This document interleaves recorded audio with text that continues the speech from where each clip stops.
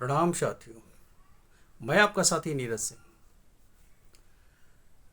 साथियों, इस बार गणेश चतुर्थी के अवसर पे भारत के प्रधान न्यायाधीश DY चंद्रचूड़ साहब के यहाँ प्रधानमंत्री नरेंद्र मोदी भी गए और उन्होंने पूजा आरती किया और इसकी चित्र और वीडियो दोनों प्रधानमंत्री कार्यालय से सार्वजनिक किया गया। ये साथियों एक देश के लिए बहुत ही खतरनाक दृश्य, बहुत ही खतरनाक संदेश देश के सामने उभर के आता है। ऐसे वक्त में जबकि न्यायपालिका के बारे में ये कहा जाता है कि न्यायपालिका निष्पक्ष नहीं है, उसका झुकाव सत्ता पक्ष की ओर होता है और इसलिए अधिकांश मुकदमे में जो फैसला आता है वो सत्ता पक्ष की ओर झुका हुआ होता है।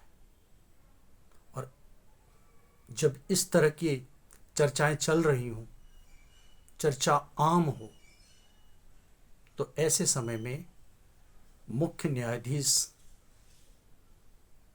को निष्पक्ष बने रहने के लिए या निष्पक्षता का संदेश देने के लिए ये जरूरी था कि इस तरह के घटना से, इस तरह के संदेश जाने को रोकने के लिए अगर प्रधान न्यायाधीश, मुख्य न्यायाधीश DY चंद्रचूड़ साहब नरेंद्र मोदी जी को अपने पूजा में न बुलाते तो कोई पहाड़ नहीं टूट जाता, या पूजा के समय कोई फोटो न खिंचवाते, कोई वीडियो नहीं बनवाते, या उस अवसर पे प्रधानमंत्री आते तो उनके परिवार के सदस्य वहां उपस्थित होते, वह ना हो रहते, तो इससे उनके निष्पक्षता पे कोई शक नहीं करता। लेकिन अब तो उनके बचे हुए कार्यकाल के लिए, जो कि कुछ महीनों का बचा हुआ है, ऐसा संदेश जा रहा है देश में कि वे अब नरेंद्र मोदी के इशारे पे फैसला किया करेंगे। वैसे भी कई फैसले तो उन्होंने लिए, लेकिन उसके ऊपर कोई आगे का एक्शन नहीं हुआ। महाराष्ट्र में जिस तरह से राजनीतिक गतिविधियां हुई, सरकार गिराई गई, उसके खिलाफ उनका निर्णय तो था, लेकिन उस पर कोई ठोस निर्णय, कोई ठोस कार्रवाई उन्होंने नहीं किया। इसी तरह से इलेक्टोरल बॉन्ड को असंवैधानिक घोषित तो किया, लेकिन वो असंवैधानिक रूप से एकत्र किए गए पैसे के ऊपर कोई ठोस निर्णय नहीं हो सका, उस पर कोई कानूनी कार्रवाई नहीं हो सका। अगर असंवैधानिक रूप से अगर धन एकत्र किया गया था तो उस धन का क्या किया गया? तो उस धन का तो राजकीय कोष में जमा कराया जाना चाहिए था, जैसा कि अन्य केसों में होता है, जहां CBI ED छापा मारती है, वहां से धन मिलता है और वो लगता है कि वो गैर कानूनी ढंग से एकत्र किया गया था, जरूरत से ज़्यादा आय की संपत्ति थी, तो वो राजकीय कोष में जाता है। कई बार बिहार में तो ऐसा भी हुआ है कि अगर शराबबंदी या कुछ ऐसे चीज़ों से धन एकत्र हुआ है तो उस संपत्ति को नीलाम किया गया है और नीलामी का पैसा राजकीय कोष में जमा किया गया है। तो इलेक्टोरल बॉन्ड से जो एकत्र अवैध धन थे, असंवैधानिक रूप से एकत्र किए हुए, तो उस पर क्या निर्णय हुआ? वो धन कहाँ है अभी भी? वो राजकीय कोष में क्यों नहीं जमा हुआ? और उस पर कोई किसी को सजा क्यों नहीं हुआ कि इस तरह से धन एकत्र नहीं कर सकते थे और आपने किया तो आपको भी जेल की सजा होगी? पार्टी के वरिष्ठ अध्यक्ष उपाध्यक्ष पदाधिकारी हैं उन पे कार्रवाई होना चाहिए था, या जिनके फोन जाने के बाद से वो धन एकत्र हुआ उस पे कार्रवाई होनी चाहिए थी। ये नहीं हुई। इन सब वजहों से ऐसा लगता है कि उनकी निष्पक्षता संदिग्ध है, और अब तो उनकी निष्पक्षता और भी संदिग्धता के घेरे में आ जाएगी। और फिर जहां न्यायपालिका और कार्यपालिका दोनों एक हो जाएं, एक साथ बैठ जाएं, तो न सिर्फ राज्य की ओर से चलने वाले मुकदमे में संदेह पैदा हो गया होगा, बल्कि देश के किसी नागरिक के ऊपर अगर गलत मुकदमा दायर हो जाए और सत्ता पक्ष ये कहे कि नहीं ये दोषी है, तो न्यायपालिका उसे दोषी मान लेगी और उसे जेल में डाल देगी, उसके ऊपर उत्पीड़न होगा। ये तमाम चीज़ों के अब संदेह ज़्यादा गहराने लगा है पहले की तुलना में। इसलिए एक तो ये बात, दूसरी ये बात कि गणेश पूजा भी अपने आप में अजीब सा लगता है। ये तो कहा जाता है कि आज़ादी की लड़ाई के समय तिलक ने, बाल गंगाधर तिलक ने इसके प्रारंभ किया, लेकिन उस समय भी वहाँ विरोध था।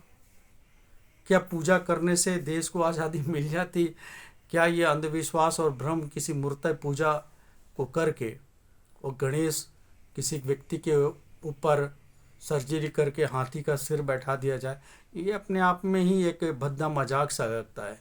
और ऐसा कहा जाता है कि तिलक उन सामाजिक आंदोलनों को, सामाजिक न्याय के आंदोलनों को, सामाजिक सुधार के आंदोलनों को दबाने के लिए उन्होंने ऐसा किया जो महात्मा फुले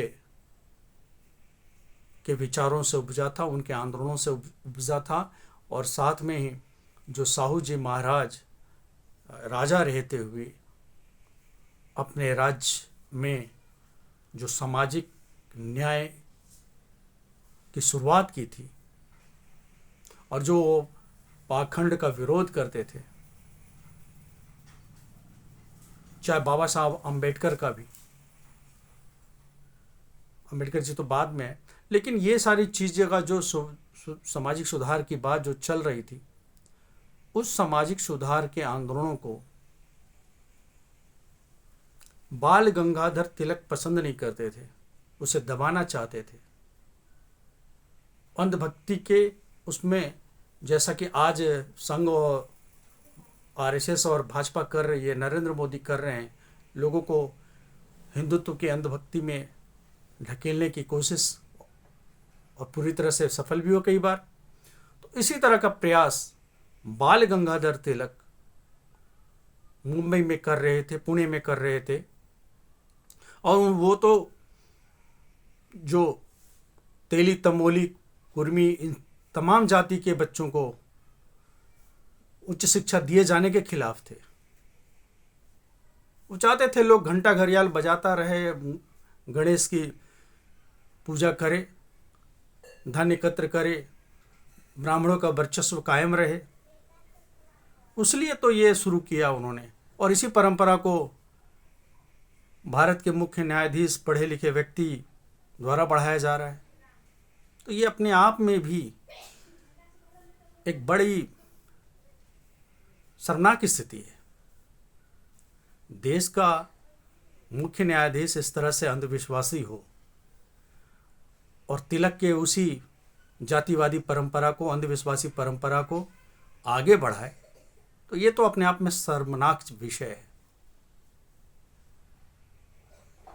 इसलिए